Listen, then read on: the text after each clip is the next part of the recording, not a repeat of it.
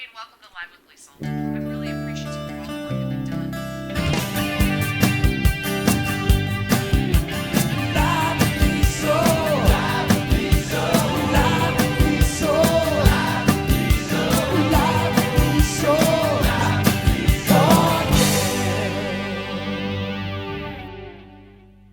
Hi, everybody, and welcome to Live with Liesl.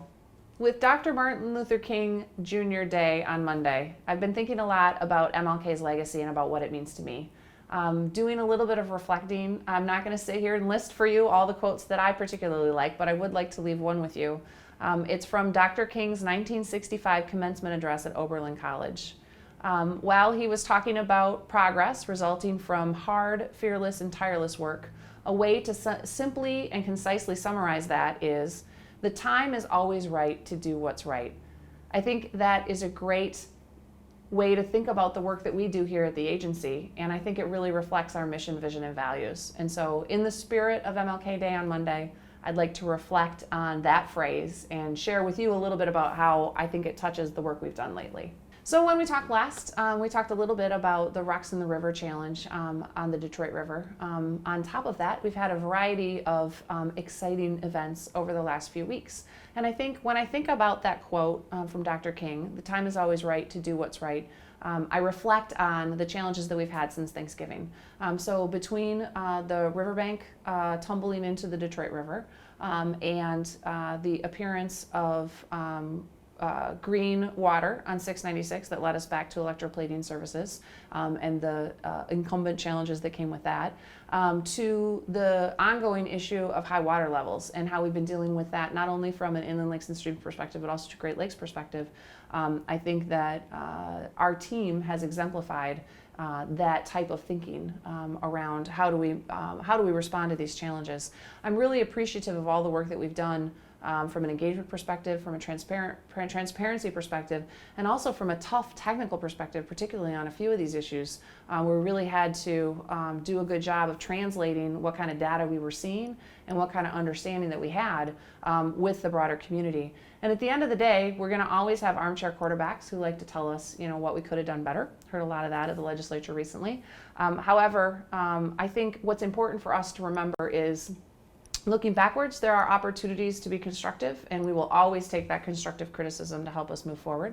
But let's focus on that moving forward. Let's focus on incorporating those useful pieces of criticism in order to take us forward. And that's where I think our team's really done a great job. And looking forward, we can learn from those past challenges, and I look forward to learning that together over the coming weeks. So starting from where we stand today, I think some of the things that will help guide us going forward is always striving to do better, never looking away from our challenges or expecting situations to improve on their own, and seeing ourselves as the best catalyst for advancing Eagle's mission. And I look forward to working on all of that with you together.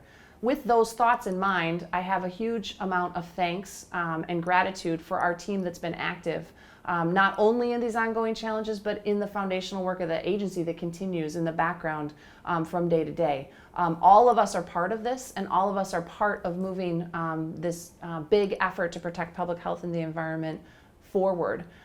With that, I'd like to single a few people out. So first of all, a huge thank you to Tracy Cascametti for all the work she's done, not only on the Detroit River Project, but then also dealing with the Madison Height Challenge around electroplating services. And most, from my perspective, sitting next to me in front of House Appropriations. I really appreciate all your work, Tracy. Also a huge thank you to Mike Neller. So his work at RRD, he really is thrown into the middle of it and has taken the reins and continues to work really closely with everyone in that division to think through what are the processes and policies ongoing, and also was willing to sit next to me in House Appropriations. And I really appreciated sitting shoulder to shoulder with both of you. Another huge thank you to our communications team, who is translating everything that you all do from a science and technical perspective and working really hard to build those relationships with the media, particularly Jill Greenberg, who has been putting in quite the midnight oil, working to build those relationships so that when we have the opportunity to tell our story, it comes across in a way where we are able to really communicate with the community. So really appreciate all the work that Jill's been doing as well. So that work is ongoing. We know that we have a trust bucket with a hole in the bottom of it, but all of these efforts make a really big difference. We've got to interweave the science and technology that's necessary to understand these sites with that community component so that we are kind of finding the middle ground and helping people understand why it is we're saying what we're saying. And so thanks to all of you that are making such a huge difference there. And I wanted to share with you, in response to Governor Whitmer's directive on the challenges around electroplating services, that we will be doing an operational look at compliance and enforcement within the agency. And that will also be an opportunity to look at some of our other processes and see what we can do to make sure that we're documenting processes on top of the documentation that's already happened. But think through what are the trigger points so that we have more consistency within the agency.